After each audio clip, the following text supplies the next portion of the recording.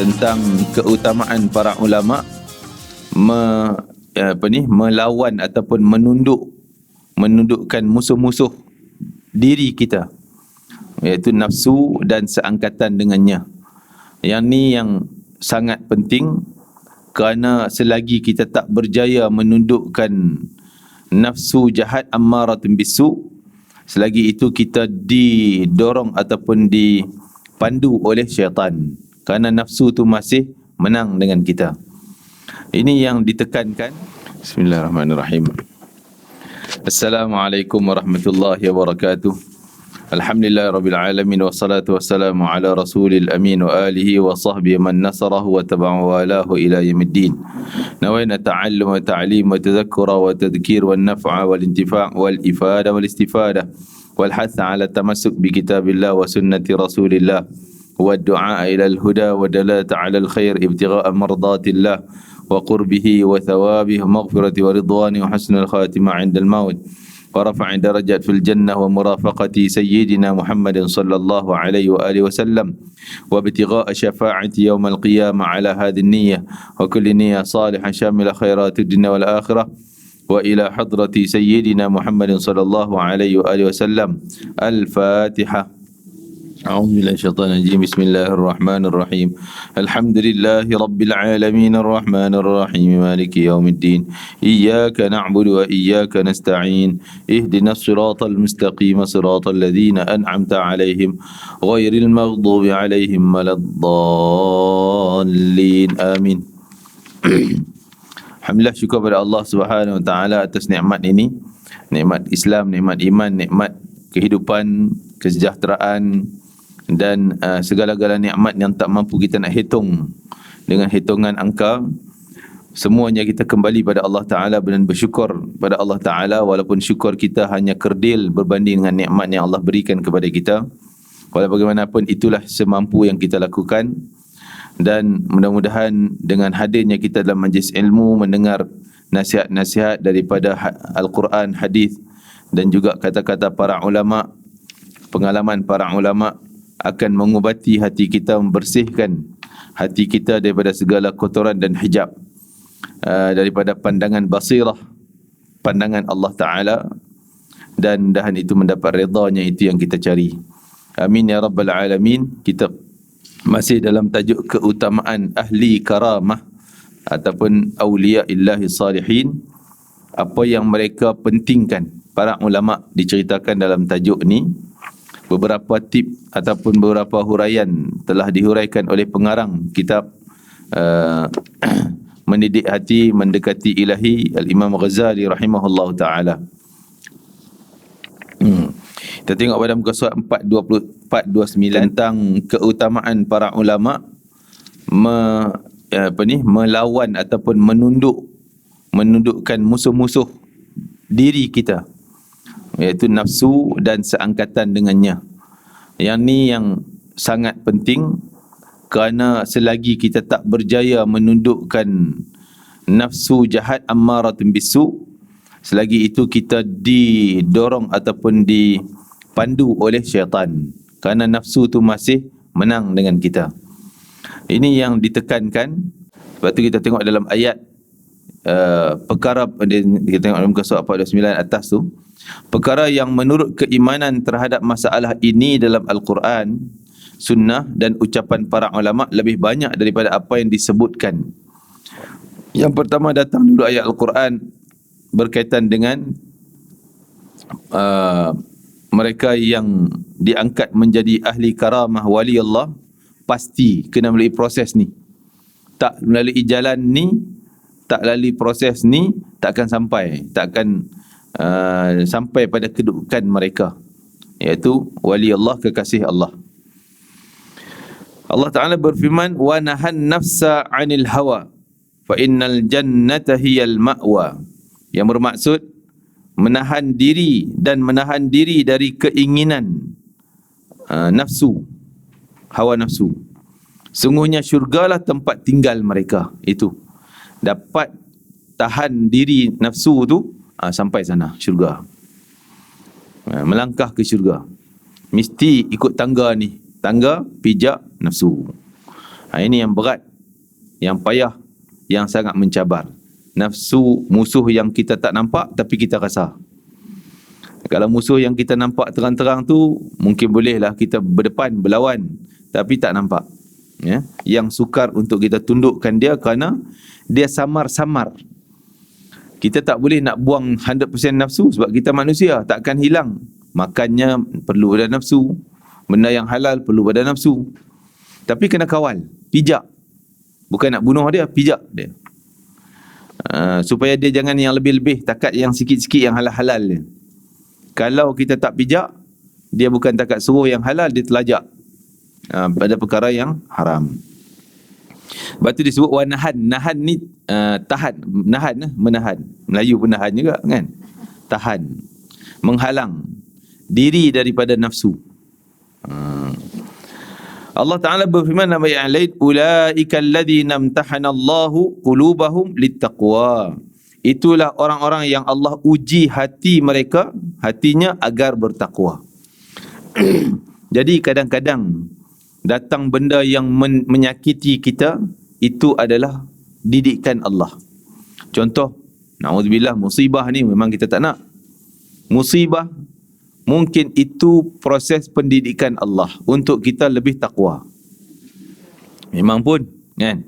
Ya, kadang-kadang kita cakap pada orang yang kena sendiri, dia mungkinlah melatah kan. Tapi hakikat sebenarnya yang tu. Tengok daripada musibah yang berlaku ni, akan muncul dua dengan terang-terang. Yang lebih dekat dengan Allah, dia lebih dekat dengan Allah. Yang lebih jauh daripada Allah Ta'ala. Dengan kekuatan sabar mereka, bayangkan dengan satu benda yang Allah minta. Sabar aja, mengharap balasan Allah aja. Benda dah hilang dah. Benda dah kena dah. Tak boleh nak tarik balik yang dah hilang tu. Sabar. Allah ganti yang baik, bukan ganti barang yang baik, yang hilang, malah ganti dengan pahala. Ganti dengan ampun segala dosa. Kalau dia sabar tu berjaya, dalam kesabaran dia mengharap balasan Allah semata-mata, lagi besar Allah kata, innama yuwaffas sabiruna ajrahum bighairi hisab. Allah balas orang yang sabar ni, balasan paling lengkap syurga terus tanpa hisab. Syurga tanpa hisab. Shortcut, bangun mahsyar terus masuk syurga. Orang lain perlu bangun mahsyar, tunggu queue nak hisab pula, nak hitung satu-satu duit masuk keluar, nak hitung satu-satu pakaian beli, buang, pakaian yang kita buang, makan minum, detailnya. Lepas tu nak kena mizan pula. Mizan tu bukanlah benda yang cepat, queue juta-juta, ribuan, bilion-bilion tahun kan. Lepas tu tangan buku catatan tangan kanan kiri pula, nak queue lagi situ. Lepas tu sirat lagi, belum tentu berjaya. Panjang jauh perjalanan. Allah hantar mai, sabar, mengharap balasan, dah kau masuk syurga tanpa hisab, tanpa proses tadi ni. Oh, hebat ni kan. Jadi itu yang disebutkan ulaikal ladzina imtahanallah. Orang yang sabar, ahli syurga ni Allah uji macam tu. Ni orang yang diuji. Sebenarnya ayat ni turun ketika sahabat ni biasa budaya dia, style dia orang di padang pasir, mengarah unta dengan kuda dengan kambing. Jadi mengarah dengan suara kuat. Oh, cakapnya kuat, lantang. Bila cakap dengan Nabi pun dengan nada yang biasa dia orang, lantang. Ya Rasulullah, kuat. Ya Allah suruh suruh perlahan suara depan Nabi, jangan tinggi suara. Nak cakap dengan Nabi perlahan-lahan. Jadi susah kan, dah biasa cakap kuat, maksudnya biasa ceramah kan. Nak cakap, ya apa khabar? Baik. Alah, boleh last minute 2 minit. Lepas itu back to normal. Wah, kan. Dah biasa kita macam tu. Jadi susah. Allah kata tu Allah uji hati dia orang buat benda yang susah. Susah nak kawan volume dia tu kan. Ada yang panggil ya Muhammad, tapi bukanlah dia nak berperang dengan Nabi, nak bermusuh. Dak tu nada biasa dia, orang Arab Badawi, kebiasaan dia. Jadi Allah suruh ghuddu, perlahankan suara.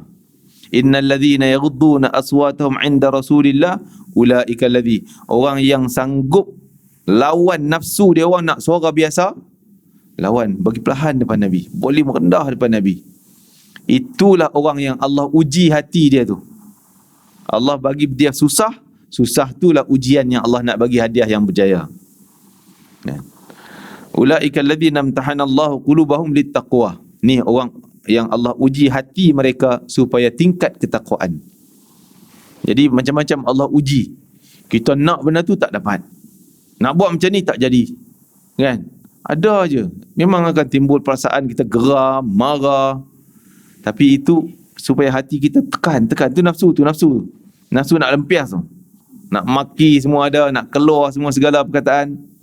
Lawan. Tenang. Urut dada. Sebab tu perlu pada orang yang menenangkan. Wa tawasau bis sabri. Sabar Ustaz, tenang Ustaz, serban atas kepala tu, kan?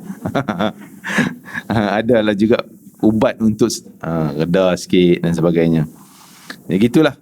Jadi Allah Ta'ala datangkan, nak sebutnya orang beriman ni kalau nak ikut nafsu manusia biasa, teringin semua. Tapi kena kontrol sikit supaya kawalan tu menjadi berat bagi engkau. Berat tu adalah ujian yang Allah nak bagi tingkatan takwa. Dalam hadis yang selalu kita dengar, ataupun sebahagian ulama mengatakan itu hadis palsu, kata-kata para ulama yang mengatakan bahawa dunia ni adalah penjara bagi orang beriman, syurga bagi orang kafir. Penjara kita nak buat tu tak boleh. Ini boleh pun tak boleh banyak-banyak. Halal tapi sikit-sikit je. Jadi banyak benda yang terhalang kebebasan duniawi dan juga syahwat kita. Terhalang. Jadi halangan itulah sebenarnya Allah nak jadikan imtahanallahu qulubahum littaqwa. Ujian hati untuk tingkat ketakwaan. Begitu juga ujian-ujian apapun, musibahnya dan sebagainya. Bayangkan berapa orang mati syahid kerana musibah. Mungkin kalau tak ada musibah, tak ada peluang dia orang nak mati syahid. Kan, masya-Allah hari ni kita hadiah Fatihah pada seorang ustaz Yahya. Syekh Yahya bin apa nama dia? Yang aksiden kemalangan dan kereta terbakar di Kedah lah. Seorang ulama yang zuhud. Dia masya-Allah, bila saya baca-baca, saya pun tak kenal rapat lah. Bila baca biodata dia, rupanya dia anak belajar di Mekah dengan ulama-ulama besar, Syekh Yasin Fadani, segala ulama besar. Kan? Masih ada lagi. Dan dia keretanya terbakar tadi dan hanguslah jasadnya. Itu syahid bagi dia. Mungkin itu yang dia minta mati syahid, Allah tunaikan kehendak mati syahidnya. Begitu juga ujian-ujian apapun. Jadi kita ada Fatihah tadi lupa pula. Al-Fatihah. A'udzubillahi minasyaitanir rajim. Bismillahirrahmanirrahim. Alhamdulillahirabbil alamin. Ar-Rahmanir Rahim. Maliki yaumiddin. Iyyaka na'budu wa iyyaka nasta'in. Ihdinas siratal mustaqim. Siratal ladzina an'amta 'alaihim ghairil maghdubi 'alaihim waladdallin. Amin. Dan Allah tingkatkan darajatnya dalam syurga Firdaus bersama para nabi, siddiqin, syuhada, as-salihin, dan mendapat syafaat baginda Nabi Muhammad sallallahu alaihi wasallam. Ada yang mengatakan ayat di atas adalah dicabut dari hatinya kecintaan terhadap syahwat. Ini tinggilah sampai ke puncak. Sampai ke puncak dia orang tak ada lagi syahwat pada benda yang syahwat amaratun bisu'. Jadi syahwat kita, keinginan kita ada 3. 1, mutmainnah. Kita ambil yang bawah sekali lah, yang paling rendah, ammaratun bisu'. Teringin benda yang tak baik ni. Teringin. Kan? Yang ni kita kena kawal dia, iaitu bila teringin jangan ambil. Boleh. Teringin nak makan ni, tak yalah ambil ni. Ni tak apa minat nak makan yang ni. Kan? Ni saya pun susah nak buat ni. Cakap pandai. Kan? Teringin mesti kita nak ambil. Tapi sekali-sekala kita lawan apa yang kita teringin. Nak kawal yang ni. Bila kita dah yang tu teringin, makan yang tu, ambil yang tu, teringin, ambil yang tu. Sagi dia kata teringin yang tu pula, dia tarik lagi jauh, langgar benda haram. Kita ikut je kan. Yang ni kita tunjuk lawan. Teringin, tak nak lah, ambil ni tak apa sedap, tak apa minat, tak apa teringin, ambil lah. Ambil yang tak teringin. Kawal dia, peringkat awal. Ammaratun bisu'. Banyak lagi lah tip dia yang lain. Yang kedua, lawamah, iaitu nafsu yang kebiasaan yang perlu ada pada kita, tak boleh hilang. Kita nak makan perlu ada nafsu. Makan, tak makan, ialah boleh bawa dia mati. Minum, dan suami isteri dan sebagainya. Benda yang halal-halal. Perlu ada nafsu, tapi sekadar tu cukup. Kalau dah kita hanya boleh kontrol sampai tahap ni, insya-Allah dah ada kebaikannya. Kita dah boleh kontrol, ni kadar yang nak aja, yang lebih tak nak. Dan kadar yang ketiga, nafsul mutmainnah. Ni dah tenang dengan amalan, dengan benda yang Allah redha. Tak teringin dah benda-benda jahat ni, maksiat ni. Teringin lebih-lebih tak nak lah. Yang halal nak lebih-lebih pun tak nak. Tak teringin. Yang ni kita tak faham sebab kita tak sampai di situ. Macam mana dia orang ni, orang bagi duit banyak tu dia tak nak. Macam mana orang ni orang bagi offer rumah banglo untuk dia duduk percuma, tak nak. Pelik kita. Sebab kita tak sampai tahap tu, kita rasa pelik. Inilah para ulama, antaranya contoh yang paling apa ni, yang antara yang bukan saya nampak lah, maksud ulama-ulama lain pun nampak zuhudnya Habib Ali Batu Pahat, zuhudnya seangkatan dengan dia, yang memang orang offer segala keduniaan untuk dia. Duit apa berapa juta nak cakapnya, rumah banglo yang macam mana cakap je kalau dia nak. Tapi semua dia tak nak. Semua dia tak nak. Dia hidup cara dia. Walaupun semua tu ada, sebab dia dah tak rasa nikmat lagi dengan nikmat syahwat. Dia rasa nikmat berlazat dengan Allah Ta'ala. Ini nafsul mutmainnah yang Allah Ta'ala sebut dalam Quran. Ya ayatuhan nafsul mutmainnah, irji'i ila rabbiki radiyatan mardiyah. Wahai nafsu yang tenang, jiwa yang tenang, mailah dialu-alukan kedatanganmu, dapat redha Allah, kamu redha, Allah redha pada kamu. Ini dia kata, ayat wa nahan nafsa 'anil hawa fa innal jannah. Bila menahan nafsu daripada nafsu syahwat tu, maksudnya adalah dicabut dah. Dia orang lawan nafsu, lawan, ambil yang kadar perlu je, sekadar untuk hidup je. Uwais Al-Qarni, masya-Allah, ditawarkan oleh Sayyidina Umar Al-Khattab. Bila Sayyidina Umar jumpa Uwais Al-Qarni, Uwais Al-Qarni dia hidup sezaman Nabi SAW, tapi tak pernah jumpa Nabi. Kenapa tak dapat jumpa? Kerana sibuk jaga mak dia. Kan? Semua tahu ceritanya. Sehingga Nabi pesan, wahai Umar, wahai Ali, datang rombongan Yaman, kau cari lelaki yang bernama Uwais daripada bangsa Murad, lepas itu bangsa Qaran. Cari dia. Nama Uwais bin Amir. Dia ada mak, orang tua, mak dia yang tua, jaga sampai tak dapat datang jumpa Nabi SAW. Tapi dia teringin, orang kampung semua pergi dah ke Madinah. Dia nak pergi tapi tak dapat. Dia ada tanda dulu penyakit baras, sopak. Lepas itu dah baik, kulit dah normal, tapi ada tanda lagi parut dia di bawah ketiak, sebesar duit dinar, shilling lah. Dia tanyalah, Sayyidina Umar pun tanya semua tu ciri Nabi sebut tu. Dan dia orang yang sangat zuhud dan sebagainya. Bila Sayyidina Umar pergi cari, tanya orang di Arafah, ada tak daripada Yaman? Berdiri, yang lain duduk. Ramai. Daripada bangsa Murad, diri, yang lain duduk. Daripada bangsa Qaran, ada 4-5 orang. Kan? Ada tak kalangan kamu yang nama Uwais? Semua tengok kiri kanan. Uwais? Adalah seorang yang kami kenal nama dia Uwais, tapi dia pengembala kambing. Dia takkan khalifah nak cari.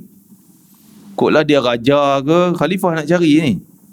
Amirul Mukminin umum di tengah padang Arafah. Dia kata ada sana. Sayyidina Umar terus panggil, wahai Ali, jom ikut, pecut dengan kuda. Maksud tergesa-gesa nak jumpa seorang pembesar hebat ni, orang ni. Padahal dia orang kenal sebagai dia orang miskin, pengembala kambing, pakai baju pun baju bulu kambing je, kulit kambing je. Kan?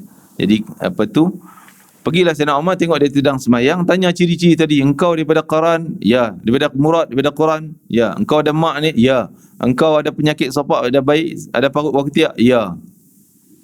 Kan? Siapa engkau? Umar, Ali. Sahabat Nabi. Nabi pesan kepada kami, sampaikan salam pada engkau dan juga minta engkau doakan untuk kami berdua. Ni Umar dengan Ali minta. Nabi suruh Umar, Ali minta doa dia. Kalau nak ikut, patut dia lah tak sahabat, dia tabi'in. Minta dengan sahabat lagi bagus. Tapi tak, nak sebut kemuliaan dia. Ada 2. Yang pertama kerana zuhudnya daripada dunia. Yang kedua kerana dengan mak dia tadi. jaga mak, bakti pada mak dia.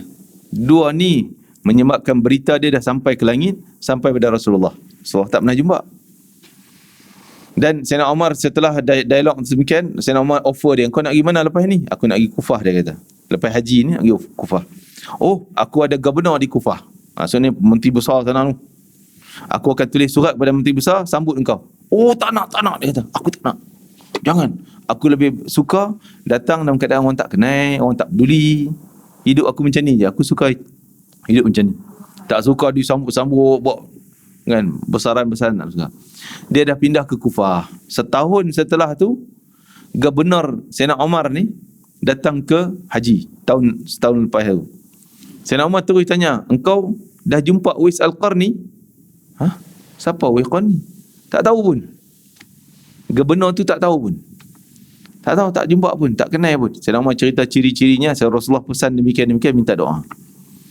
Dia balik haji, nak buat biasanya upacara besar-besaran lah, sambut ni gubernur balik. Tak, dia tak nak. Semua usaha, hantar semua orang cari siapa Uwais Al-Qarni, cirinya demikian. Sampai jumpa Uwais Al-Qarni, maka dia minta maaf, dah setahun dah Uwais Al-Qarni pindah ke sini, dia tak tahu pun. Kan? Orang pun tak kenal sangat pun. Jadi orang-orang sekeliling pun heran, kenapa ni gubernur kita datang cari orang miskin ni, yang terpelosok kat pokok macam tu je, kemah buruk itu je. Barulah cerita, dan dia baru balik haji. Dia minta doa daripada Uwais Al-Qarni. Uwais Al-Qarni kata, tak, engkau balik haji, aku nak minta doa engkau. Jadi saling tukar doa lah. Jadi kita orang balik haji ni, antara sunnah, iaitu kita minta dia doakan kita. Tapi sekarang ni ialah ada WhatsApp segalanya, tak tunggu dia balik. Habis Arafah je kita dah minta dah, kan? Tolong dia doakan kita. Jadi itu nak sebutnya bahawa zuhud dia tadi ni, itulah cara dia meninggal kemewahan, cara dia meninggal kenikmatan dunia. Dia tak nak. Walaupun diberi dengan cara halal, bukan barang curi, cara halal. Dia nak ambil tu pun tak berdosa pun. Tapi bagi dia orang, ada kaedah para ulama buat, hasanatil abrar sayyiatil muqarrabin. Apa dia kaedah ni? Kebaikan yang dibuat oleh orang baik itu dikira masih tak baik bagi orang-orang yang muqarrabin. Kan? Orang muqarrabin, orang yang dekat dengan Allah Ta'ala, wali-wali Allah. Kebaikan kita ni orang kira orang baik lah. Apa yang kita buat, mungkin pada penilaian dia orang masih kurang, tak baik lagi, belum baik.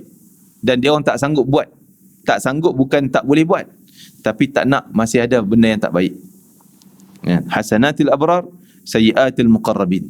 Kebaikan dibuat oleh orang-orang yang baik masih nampak pada pandangan orang muqarrabin tu macam tak baik lagi. Kan? Penilaian dia orang tu sangat mendalam. Dia punya markah dia orang tu ketat sikit. Kan? Markah kita senang-senang je, markah dia ketat sikit. Rasulullah SAW bersabda, orang mukmin itu berada di antara 5 kesengsaraan. Halangan kita ada 5 benda, musuh kita ni, sehingga kita rasa sengsara. Apa dia? Yang pertama, musuh dia adalah orang mukmin sendiri yang dengki. Akan ada macam tu. Kita buat baik, tapi ada orang Mazid juga. Bukan orang sini. Ni negara pasir berdengung. Kat sini. Kan? Orang Mazid juga, orang Kopiah juga, orang Serban juga. Dengki lah, macam ni lah, cakap gini, cakap. Sebenarnya itu antara tester yang Allah hantar. Nak test kita. Istiqamah ke tidak. Kan? Yang kedua, orang munafik yang benci, kan, yang tak suka, macam-macam lah cara mereka, kan, dengan saya sebut tadi, komen macam-macam. Itu mungkin juga Allah hantar test tu nak bagi kita ni berjaya daripada ujian tersebut. Yang ketiga, orang kafir yang perang. Itu jelas lah, nampak jelas orang kafir memang tak suka. Yang keempat, syaitan yang menyesatkan. Kan? Dan yang kelima, nafsu yang menentang. Jadi mungkin orang gagal bila kena gertak sikit, alah, kau jangan buat penat-penat dah, penat tenaga, penat wang ringgit engkau, tapi kena kutuk siapa pun tak puji engkau, tak payahlah. Nafsu kita. Jelaslah nafsu adalah musuh yang selalu menentang, yang harus diperangi. Diriwayatkan daripada bahawa Allah Subhanahu wa taala mewahyukan kepada Daud alaihissalam, wahai Daud, ingatkanlah sahabat-sahabatmu akan bahaya syahwat. Syahwat ni keinginan, nafsu yang ada ingin tu, teringin ni kan, syahwat ni. Sebab hati yang terpaut pada syahwat, keinginan dan kesenangan dunia, akalnya tertabir dariku. Kalau akal dia duk ikutnya, teringin dapat, teringin buat, ikut teringin. Termasuk makan, pakaian dan segalanya, ikut teringin. Jadi kita kadang-kadang yang tu pun kita gagal dah bab makan ni kan. Teringin, ambil, teringin tu pula, makan tu pula, teringin. Apa yang teringin? Dan satu lagi bahasa kita puas hati. Kadang maki orang promo, aku puas hati boleh hantam dia, padan muka dia, puas hati aku. Sebenarnya tu memang nafsu syahwat yang ditarik oleh syaitan. Yang puas tu nafsu kita, syaitan kita yang puas tadi ni. Tapi kita apa yang dapat? Dapatnya neraka, dosa, na'udzubillah. Jadi sebab hati yang terpaut pada syahwat dan kesenangan dunia, nak yang tu je, bagi nak happy, nak seronok, nak tenang, keduniaan dia. Sampai sehingga tuntutan Allah pun malas nak buat, berat, payahlah nak buat, duduk relax kat rumah je lah. Contohnya, kalau gitulah dia, kehidupan dia terpaut pada benda tu, akal dia takkan nampak nikmat yang Allah nak bagi lagi besar. Kalau dia sanggup lawan yang tu, dia nampak, berasa seronok, gembira dapat nikmat Allah bagi. Sebab tu orang yang dah sampai tahap tinggi, contoh kita dengan budak-budak, anak-anak, kita suruh kerja, Allah, payahlah kan. Dia malas, dia gini. Kita tahu kalau dia rajin belajar, dia kerja kuat, dia akan berjaya. Kita dah berjaya, contohnya kan. Kita nampak biar dia susah, waktu ni susah, tak apa, buatlah. Susah engkau ni akan dapat kejayaan. Dia tak, dia kata payahlah, malas, tak nak, fed up lah kan. Begitulah kita dengan nafsu. Kita baru tahap kanak-kanak tadi, merasa berat lah, tak larat, tak boleh, mana fed up, tak nak buat, tak mau. Orang kutuk, orang hina, orang maki, penat, tak nak. Patah balik, kita ghostan ke belakang, tak teruskan. Orang yang dah sampai ke tinggi tu, dia nampak, lah engkau ni sikit lagi je engkau usaha, dah berjaya dah kan. Macam tu. Jadi tertabir daripada aku, tak nampak anugerah aku. Dia tak nampak anugerah aku, kata pesanan Allah pada Nabi Daud. Kalau hati dia terpaut lagi dengan nafsu nak ambil, ikut, dia tak nampak lagi anugerah aku. Takkan nampak. Dia akan nampak menyusahkan. Sebab tu kita tengok orang-orang soleh, para wali-wali Allah, dia orang sanggup duduk bercomot macam tu, sanggup makan benda-benda mungkin buangan orang. Kita rasa lah, kan senang dia pergi makan yang mewah kau, semua orang nak bagi kat dia. Duduk rumah kecil-kecil macam tu kan. Tapi bagi dia ini kejayaan, sebab dia dah nampak anugerah Allah. Dia nampak dah, ini kejayaan besar. Dia tak nak pun benda-benda yang kau tawar tu, nak bagi besar tu, cantik macam ni, tak nak lah. Tak nak lah. Dia nampak dah, aku dah berjaya lah. Dia dah lalui semuanya. Rasulullah SAW bersabda kepada sekumpulan sahabat yang baru kembali dari jihad, baru penat nak perang ni, balik pada perang Uhud. Selamat datang, Nabi kata, bila sampai Madinah, Nabi kata, selamat datang kepada kamu kembali daripada jihad kecil nak lawan jihad besar. Sahabat terkejut, tadi perang ada luka, ada syahid, yang parah, yang tak boleh jalan. Nabi kata tu jihad kecil, nak lawan jihad besar. Apa jihad besar lagi? Ketika baginda ditanya apa jihad yang lebih besar daripada tu, Nabi kata jihad lawan hawa nafsu. Kan? Saya rasa orang yang tak semayang pun, orang yang tak ikut kuliah pun, kalau kita jom pergi perang dengan Yahudi sekarang, kita bagi baju bom semua, jom, ramai ikut. Nak lawan dengan musuh, ramai, berani, semangat kan. Tapi lawan nafsu, yang datang kuliah pun belum tentu Termasuk saya yang cakap lagi. Allahu Akbar. Kita gagal banyak dalam hal ni, nak mijak nafsu kita. Sufyan Ats-Tsauri berkata, tidaklah aku mengubati sesuatu yang lebih besar bagiku daripada nafsu. Maksudnya penyakit paling teruk yang ada kat aku ni nafsu itulah. Jadi usaha aku nak beli ubat yang paling mahal, nak mengubati, nak lawan yang tu, penyakit tu. Yang bab sakit lain tak ada masalah. Tapi yang nak lawan nafsu ni penyakit yang paling berat, yang perlu ubat yang paling hebat. Sekali waktu dia mendatangkan kebaikan bagiku. Kadang-kadang bila dalam kulawan, aku nampak kejayaan, nikmat. Sementara di waktu lain mendatangkan kerugian bagiku. Yalah, rugi, tak ambil yang tu, tak ambil yang ni. Kan, benda yang sesuai dengan nafsu. Abu Abbas Al-Mursi ni, Musil berkata pada diri sendiri. Ada seorang ulama Abu Abbas Al-Mursi di Mesir, makamnya.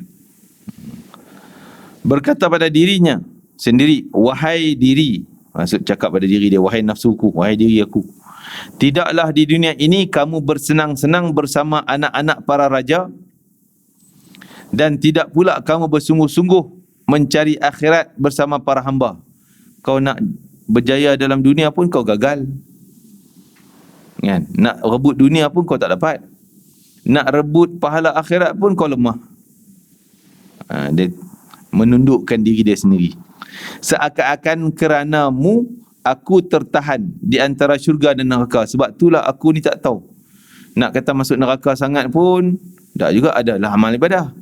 Nak kata aku jadi ahli syurga dah pun belum tentu juga. Dia ikut nafsu juga. Dia tak tahu, aku duduk tengah-tengah, tak ada keputusan ke mana. Kan? Itu dia. Itu mungkinlah kita di situ. Kita ni nak kata jahat neraka sangat pun insya-Allah tak lah kot. Kan? Dah bersih semua dah dengan taubat kita dan segalanya. Nak kata ahli syurga pun tak juga. Kan? Ikut nafsu je, kan? Jadi tak tahu ke mana ni, tak tahu ke mana. Itu yang ditangisi oleh Sayyidina Amru Al-As radhiyallahu anhu. Ketika dia cakap dengan anak dia saat dia sakit, dia kata, aku melalui 3 fasa kehidupan. Kehidupan yang pertama, kehidupan aku benci Muhammad. Kalau waktu tu aku sempat berdepan Muhammad, memang putus tengkok lah Muhammad. Dia kata benci sungguh. Sehingga usaha dia sanggup bawa tenaga dia, bawa harta dia, jadikan hadiah nak umpan Raja Habsyah. Dia pergi ke Ethiopia tu, lintas Laut Merah daripada Mekah ni. Pergi apa? Nak pujuk Raja Habsyah, Najasyi, halau orang Mekah ni balik. Jangan layan dia orang. Jangan benarkan, jangan bagi visa kat dia orang balik. Tapi Najasyi tak sanggup, tak buat macam tu. Jadi habis duit dia, tenaga apa tu. Dia maksudnya dengan usaha dia kerana benci orang Islam ni. Benci Muhammad, benci orang kawan Muhammad. Jadi kalau dia kata, kalau aku mati waktu tu memang habis. Taulah nerakanya. Pasal yang kedua, bila aku berdepan dengan Muhammad nak masuk Islam. Tengok wajah Nabi dah sejuk. Kan? Nabi suruh hulu tangan nak genggam, nak syahadah. Jadi Nabi dah hulu, aku genggamnya, aku kata tak nak. Sebab apa? Ragu-ragu. Harap-harap minta syarat supaya engkau jangan balas dendam. Dia punya jahat dulu. Lepas masuk Islam, kau lah dah pegang tangan ni. Sehari habislah, kena penjara lah apa segalanya. Nabi kata, tak, engkau masuk Islam, habis segala dosa engkau yang lampau. Senang hati dia, gembira, terus pegang tangan Nabi Muhammad. Waktu dia sentuh tangan Nabi Muhammad, dia kata, tak ada manusia yang paling aku sayang daripada tadi sebelumnya, aku benci. Pegang tangan berdepan dah, cinta, sayang, sejuk hati, kan? Gembira sangat bila Nabi layan dia dengan layanan seorang yang hebat, bukan layanan sebagai musuh, walaupun dia musuh sebelumnya. Dan aku yakin kalau waktu tu orang tembak aku, panah aku, pancung aku yakin aku syurga. Sebab aku dah syahadah, cinta Nabi tebal. Berdepan dengan Nabi, pegang tangan Nabi. Kan? Tapi dia kata setelah tu, sampai sekarang, sampai saat dia nak meninggal ni, aku dah dapat jawatan perintah dunia. Dia sebagai gubernur di Mesir di bawah pemerintahan Sayyidina Umar Al-Khattab. Jadi gubernur di sana. Dia dah buat masjid. Masjid sampai sekarang kekal tanda keikhlasan dia. Masjid Amr bin Al-As. Masjid yang terbesar di Mesir. Kalau tarawih tu Masya Allah melimpah-limpah. Dululah. Jadi yang sebutnya bahawa dia jadi minta sakit. Dia kata aku tak tahu ni sekarang ni. Aku duduk tengah-tengah nak jadi ahli neraka ke syurga, aku pun tak tahu. Takut, gemetar. Anak-anak dia pujuk lah. Ayah sebagai sahabat. Berkhidmat untuk Nabi dan sebagainya kan. Dia kata aku belum tentu, aku tak tahu, masih tak boleh gembira lagi, takut lagi, gemetar. Maka dia minta atas mintaan, kalau aku mati nanti tolonglah kau hadir di kubur aku, baca Quran di situ selama mana engkau menyembelih unta sehingga proses bahagi daging pada fakir miskin. Lama tu nak tombang seekor kambing kita pun berjam-jam. Puas pijak sana, pijak tengkuk dia. Sampai ni unta sampai lapah lagi, nak potong daging lagi. Katalah 2 jam, 3 jam nak selesai seekor tu. Selama tu cadangan dia. Kenapa? Kerana dia kata aku dalam kubur ni rasa tenang bila dengar kau baca Quran. Maksudnya kita datang ziarah makam ataupun kubur keluarga kita ke baca Quran, tenang dia orang dalam tu. Dia orang dah tulang hancur apa semua. Walaupun tulang hancur, kita pada alam kita nampak dia hancur. Alam dia masih ada badan, kaki dan sebagainya. Jadi begitulah mereka ni jihad melawan nafsu. Tadi para sahabat jihad melawan nafsu, kata Nabi SAW, jihad yang paling dahsyat. Sufyan Ats-Tsauri berkata, tidaklah aku mengubati sesuatu yang lebih besar bagiku daripada nafsuku, selain waktu dia mendatangkan kebaikan, kadang-kadang mendatangkan kerugian. Tadi Abu Abbas Al-Musil berkata pada dirinya, wahai diri, tidaklah dunia ini kamu bersenang-senang bersama anak-anak para raja, tidak pula kamu bersungguh-sungguh mencari akhirat bersama para hamba. Seakan-akan keranamu aku tertahan di antara syurga dan neraka. Wahai diri, tidakkah kamu berasa malu? Ni cakap pada diri dia sendiri. Pada nafsu dia sendiri. Jadi begitu orang-orang para salihin ni, maka sentiasa nasihatkan diri sendiri. Cakap pada diri sendiri. Sayyidina Umar Al-Khattab sebelum tidur tiap malam dia tengok tapak kaki dia. Buat apa tengok tapak kaki? Dia pegang tapak kaki, dia pukul tapak kaki. Kaki kau bawa aku pergi mana tadi? Kan? Kau pergi mana tadi? Kau jalan yang betul ke jalan yang tak betul? Dia cakap pada diri sendiri supaya dia muhasabah. Sebab tu kata Nabi, hasibu anfusakum qabla an tuhasibu. Hisablah diri kau sendiri. Hitung diri kau sendiri dulu. Kau banyak malam banyak mana? Dosa banyak mana? Dah terampun, dah terbatal, taubat dah belum? Hisab diri sendiri dulu sebelum engkau kena hisab nanti. Audit diri kita sendiri. Kita punya akaun kita buat sendiri, audit dalaman dulu sebelum audit luarannya. Yahya bin Mu'adz Ar-Raz berkata, perangilah nafsu anda dengan pedang riyadah. Riyadah ni latihan. Latihan, kena latih. Nak lawan dengan nafsu, kena ada latihan. Latihan tadilah, teringin, tak nak ambil. Yang tak teringin tu ambil. Tu antara latihan. Riyadah itu ada dalam 4 perkara. Iaitu, makan ala kadarnya. Ini awal-awal lagi nampak feel ni. Pantang nampak kita pantang makanan ni. Pantang nampak. Masya Allah, ala kadar. Contoh nak tambah ni, orang kata tambah boy, sedap ni, bagi udang tu dia melipat ni kat situ. Kambing lagi apa semua. Tapi ala kadar. Allahu Akbar. Ini kita dah gagal. Yang kedua, tidur sekejap. Allahu Akbar. Masya Allah. Yang susah nak buat ni. Kan? Tidur sekejap, kita lagi tak azan, tak bangun azan pun belum mungkin lajak lagi kan. Allah Akbar. Masya Allah. Untung bagi mereka yang dapat berjaya hal-hal ni. Tidurnya sekejap. Dikatakan ada seorang anak murid Habib Omar kata, Habib Omar bila masa dia tidur? Kan? Orang ikut dia nampak macam tak ada masa tidur. Malam daripada Isyak sampai ke subuh, sembahyang zikir. Pagi esok rehatlah sekejap, mungkin lepas duha tu, sebelum zuhur. Lepas tu dengan majlis sana ceramah lagi, majlis sana ceramah lagi. Kita yang ikut dia ni demam. Kami yang ikut, bukan kita ceramah pun, kita naik bas sama ya, pergi sana pergi sini. Demam, tak larat nak ikut. Sampai ada ketika Habib pergi, kita tak pergi dah. Tidur dulu, rehat. Esoklah, esok. Kan, gili-gili. Bila pasal tidur, maka ada orang tanya dia kata dia doakan, Allahumma barik li fi qalilin naum. Atau kama, lebih kurang macam itulah. Ya Allah, berkatilah untuk aku dalam tidur yang sedikit. Biar berkat. Terlelap sikit, rasa macam dah 8 jam dah. Kekuatan dia tu macam dah 8 jam tidur. Kan? Tidur sekejap. Masya Allah. Ini yang Masya Allah berat nak buat. Yang ketiga, bicara seperlu. Cakap hal yang patutnya. Tak lebih-lebih. Lebih maksudnya sampai terlajak kepada dosa. Dan menanggung gangguan sesama manusia. Orang kacau, orang kutuk, orang hina kita, tak apa. Sanggup. Sebab tu sebahagian orang saleh mengatakan, untuk orang yang lebih senang diangkat darajatnya bila dia berdepan dengan masyarakat. Tak semua orang layan dia baik-baik. Ada orang kutuk, ada kutuk belakang, ada kutuk depan. Ada depan manis, muka gini-gini, belakang hantam. Biar dia berdepan dengan masyarakat.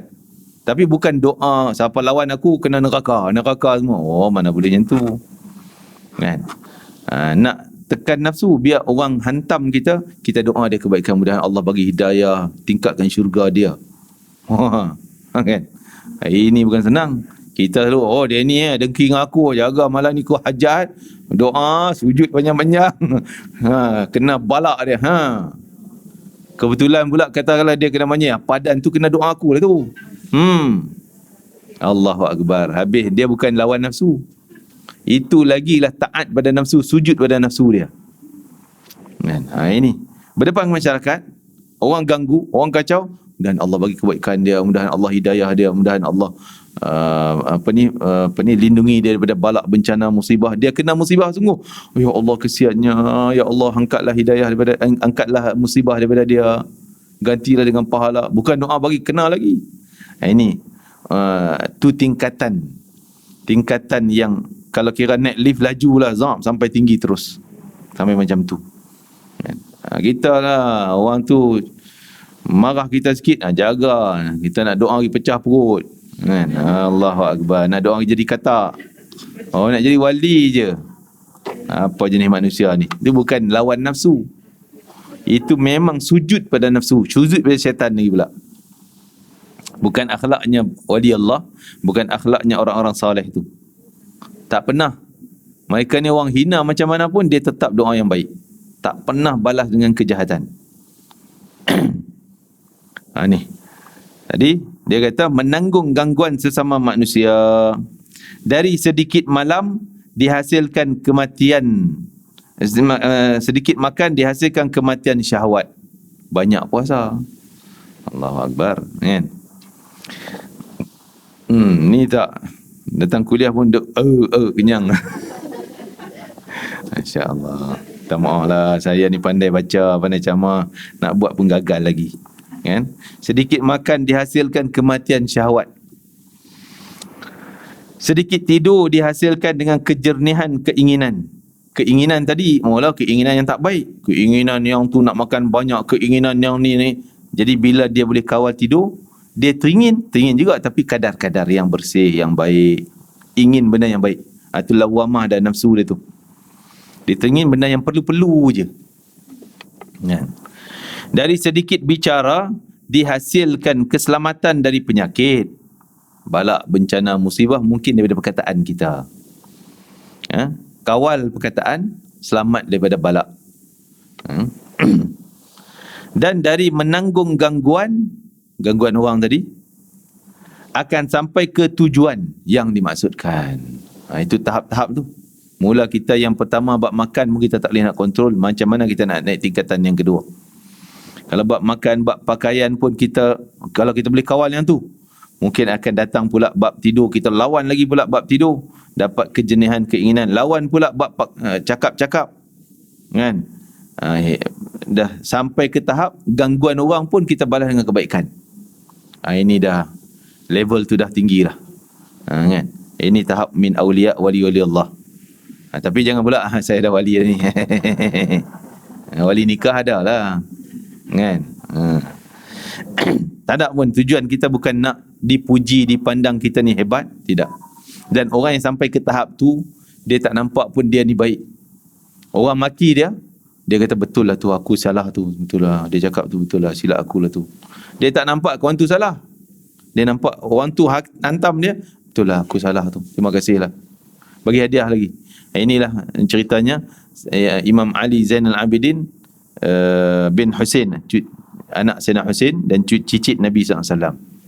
Kena maki hamun, dia suruh hamba dia bagi hadiah pada orang yang maki tadi. Rasulullah sendiri dimaki hamun oleh seorang Yahudi, tak salah nama Zaid bin Dathinah ataupun orang lain lah, Zaid lain. Datang nak test Nabi. Datang pada Nabi SAW minta hutang kan, minta hutang, tapi minta dengan kasar. Muhammad, engkau bila nak bayar hutang? Tak tahu, malu.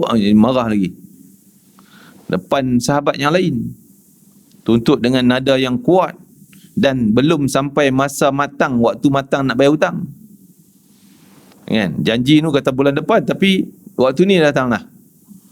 Jadi Sayyidina Umar ni duduk sebelah, dia kata, ya Rasulullah, izinkan aku pancung tengkok dia. Rasul kata simpan. Dia dah keluar pedang, Sayyidina Umar dah keluar dah. Rasul kata simpan pedang kau, sampai kecut kawan tu, takutlah.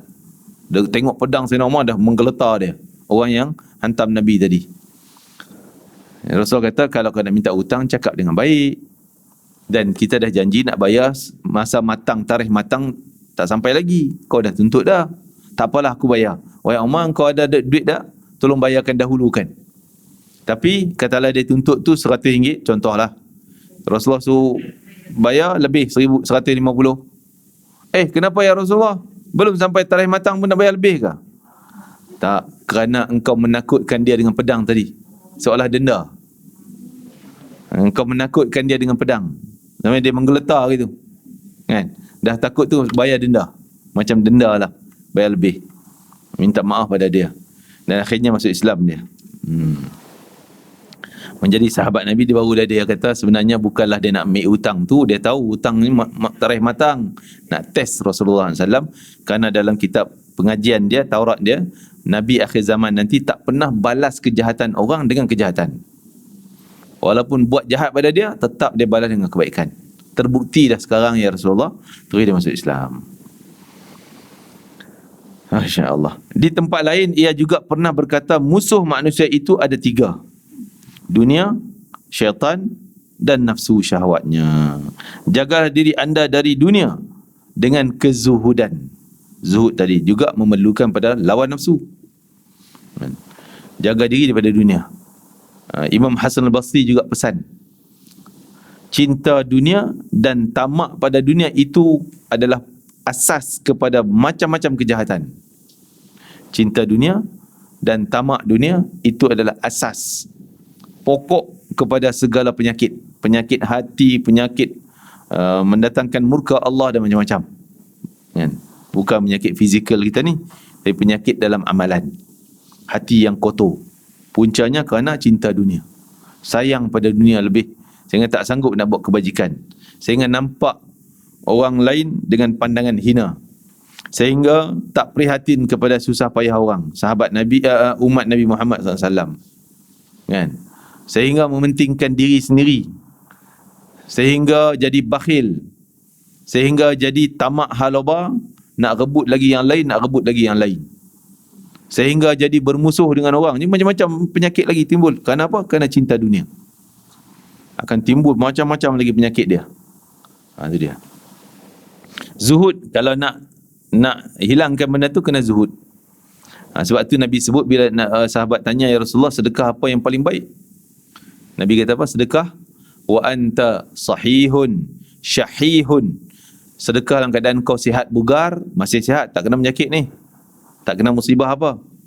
Dan dalam keadaan kau rasa kedekut nak bagi, sayang ni nak bagi, baru dapat ni, nak bagi, tabung makin dekat, alamak makin dekat pula dah tabung, ish nak bangun ke, nak bagi ke, tu kedekut kan, dekut pada benda ni, sayang benda ni. Kalau kau boleh bagi juga lawan, pahalanya besar berbanding dengan keadaan yang lain. Sihat, kau rasa sayang kedekut, sayang pada harta tu dengan kedekut pada harta tersebut. Takhshal faqra, kau rasa kalau bagi ni boleh jadi miskin. Ni nak beli ni, nak beli tu, nak beli ni, kau bagi kau tak boleh beli itu, beli ni, takut miskin, lawan. Bukan senang tu nak bagi tu, semua kerana tekan nafsu, pahalanya akan lipat kali ganda. Walaupun nilai sama, ini bagi RM1, kawan ni bagi RM1 juga, tapi pahala mungkin tak sama. Kerana dia lawan nafsu. Bila berjaya buat dengan lawan nafsu, maka pahalanya lagi besar. Masya Allah. Kita tahu orang yang menyumbang pada mangsa banjir dan sebagainya, memang itu memang lawan nafsu. Semua orang sayang pada duit, nak bagi ke orang senang, kan? Kita melawan nafsu kita, pijak bagi juga, kan? Sehingga kita ni kadang-kadang nak buat benda tu, terpaksa kita umpan dia. Umpan kata, buat ni pahala banyak, buat ni sehingga Allah tak apa, tak hilang, Allah ganti balik. Itu antara umpan-umpan supaya kita buat benda dalam keadaan yang kita tak suka tadi, terikut dengan nafsu, kita pijak juga nafsu.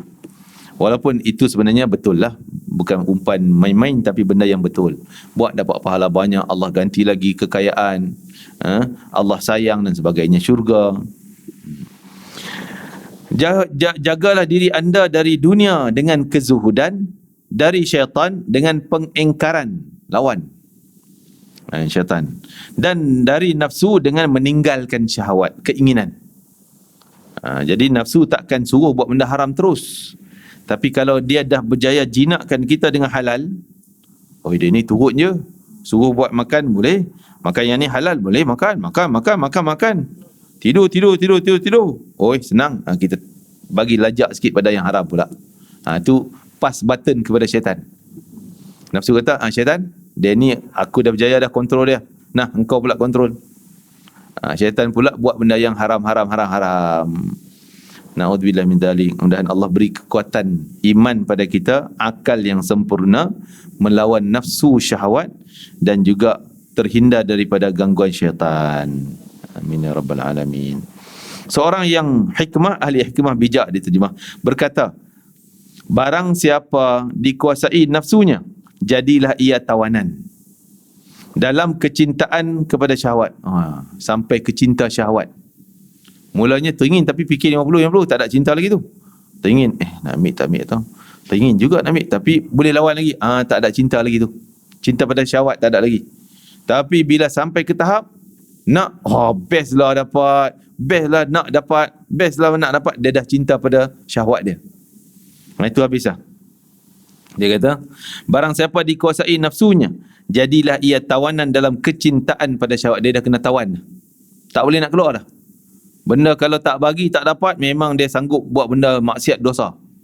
Sanggup merompak, sanggup curi dengan mak sendiri, maki hamun, sanggup pasal tak dapat. Dia dah cinta pada syahwat, tak dapat dia habis. Yang lain yang halang dia semua, tak kira mak dia ke, tak kira suami dia ke, isteri dia ke, dia sanggup buat benda yang berat-berat sampai tahap bunuh. Na'udzubillah min dzalik. Itu dah ditawan oleh nafsu syahwat, dia dah cinta pada syahwat, terkurung dalam penjara hawa nafsunya. Dia tak nak buat benda yang menyusahkan nafsu dia, tak nak. Nak suruh duduk masjid lama-lama, menyusah nafsu dia, tak nak. Nak duduk kuliah berjam-jam dengar beletih ustaz ni, tak sanggup. Pasal dia dah terkurung dah dengan syahwat dia, dan terbelenggu dalam kekuasaannya syahwat yang mendorong pada apa yang diinginkan. Dia hanya terbelenggu itu je. Apa yang teringin, buat. Apa yang teringin. Jadi kita kena lawan apa yang teringin tu.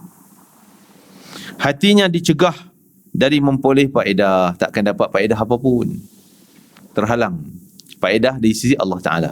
Dia faedah nafsu syahwat dia je lah. Faedah halangan, faedah di sisi Allah Ta'ala takkan dapat apapun. Ja'far bin Al-Hamid mengatakan, semua ulama dan orang arif sepakat bahawa sungguhnya kenikmatan itu tidak boleh dirasakan kecuali dengan meninggalkannya. Ini yang kita tak faham ni. Kita rasa nikmat, yang nak rasa nikmat kena ambil lah baru rasa nikmat, kena rasa. Ni macam mana alim ulama kata, nak dapat nikmat tu kena tinggal, jangan ambil. baru rasa nikmat. Pelik. Ni yang kata hasanatul abrar, kebaikan yang dianggap baik oleh orang-orang baik, masih pada wali-wali ni benda tu tak baik lagi. Hasanatul abrar sayyiatul muqarrabin. Itu dia kata nikmat, nak rasa nikmat kena tinggalkan. Allahu akbar. Kita kontra lawannya. Nak rasa nikmat, ambil. Kan? Rasa. Baru nikmat kita kata. Tapi sebaliknya dia orang, sebab tu sanggup berpuasa banyak, sanggup berlapar dan sebagainya, sanggup kurang tidur, sanggup berdepan dengan masyarakat yang macam-macam karena kan, yang menyusahkan dan sebagainya. Allahu akbar, masya-Allah. Takut juga nak cakap hal ni sebab kita sendiri pun gagal lagi. Kan? Masih jauh, masih tak mampu. Mudah-mudahan Allah beri kuatanlah pada kita, masya-Allah. Wallahu alam, takat itulah kita berhenti. Akan diceritakan tentang kisah Nabi Yusuf AS. Dia buat macam ni. Allahu akbar. Allahumma inna nas'aluka al-hidayah wal afiyah. Dan Allah berikan kita petunjuk, dorongan, dan memang semuanya tak akan berjaya kalau Allah tak izinkan untuk kita melalui jalan yang susah ni nak lawan nafsu. Di samping kita kena latihan tadi, berlatih, di samping juga dorongan daripada Allah. Kalau Allah nak bagi, latihan tu sekejap je. Mungkin sekejap tu dia dapat anugerah Allah Ta'ala. Ada orang yang latihnya banyak kali tak berjaya. Jadi semua tu adalah ketetapan daripada Allah. Apa yang penting kita juga di samping usaha, kekuatan doa tu juga sangat penting. Dan juga seperti di awalnya disebut, kita bergaul dengan orang saleh, berziarahi mereka, jumpa dengan wali-wali Allah. Dapatlah keberkatan sehingga kita juga tempiasan kekuatan yang ada pada dia tu, kita dapatlah sikit sebanyak. Memang kalau kita duk ikut orang-orang yang saleh ni, kita sikit sebanyak tertiru, terheret juga dengan perangai kebaikan dia orang, dengan benda yang baik dia orang tu. Itulah hikmah kita berkawan dengan orang-orang yang baik, yang saleh, salihah. Dan Allah berikan kekuatan kita sehinggalah anugerahnya terserlah depan mata kita, nampak sungguh-sungguh. Rabbana taqabbal minna innaka antas samiul alim wa tub alaina innaka antat tawwabur rahim. واختم لنا بالحسنى وأنت راض عنا في خير ولطف وعافية برحمتك يا أرحم الراحمين. اللهم آت أنفسنا تقواها وزكها أنت خير من زكاها أنت وليها مولاها يا أرحم الراحمين.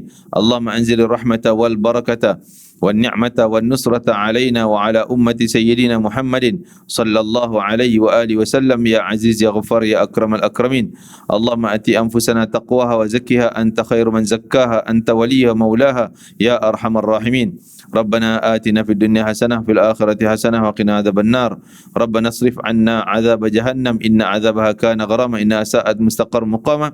اللهم ارفع مقتك وغضبك عنا. اللهم ارفع مقتك وغضبك عنا. اللهم ارفع مقتك وغضبك عنا يا أكرم الأكرمين. Ya Allah, Tuhan kami angkatkanlah kemurkaanmu dan kebencianmu daripada kami dan seluruh umat Nabi Muhammad sallallahu alaihi wasallam. Gantikanlah dengan rahmatmu, kasih sayangmu dan keberkatan darimu, maghfirah darimu ya arhamar rahimin. Ya Allah, Tuhan kami hindarlah diri kami dan umat Nabi Muhammad SAW daripada segala wabak, balak, bencana, ujian dan segala musibah yang datang daripada langit maupun daripada perut bumi ya akramal akramin. Rabbana taqabbal minna innaka antas samiul alim wa tub alaina innaka antat tawwabur rahim. Kurnialah kami nafsu yang membentuk kami kepada ketenangan ya Allah. Berilah kami nafsu yang membawa kepada jalan kebaikan, terhalang daripada nafsu yang mengajak kepada kejahatan dan kemungkaran ya Allah ya arhamar rahimin. Ya Allah, kami tak terdaya untuk melawan nafsu kami sendiri ya Allah, kecuali hidayah dan taufik darimu ya Allah. Tambahkanlah hidayah dan taufik darimu agar kami berjaya untuk menindas nafsu syahwat kami dan juga ammaratun bisu yang membawa kepada kejahatan dan kemurkaanmu ya Allah. Rabbana atina fid dunya hasanah wa fil akhirati hasanah wa qina adzabannar. Wa sallallahu ala sayyidina Muhammadin wa ala alihi wasallam. Walhamdulillahi rabbil alamin. Taqabbalallahu minkum innakum taqabbal ya karim. Assalamualaikum warahmatullahi wabarakatuh.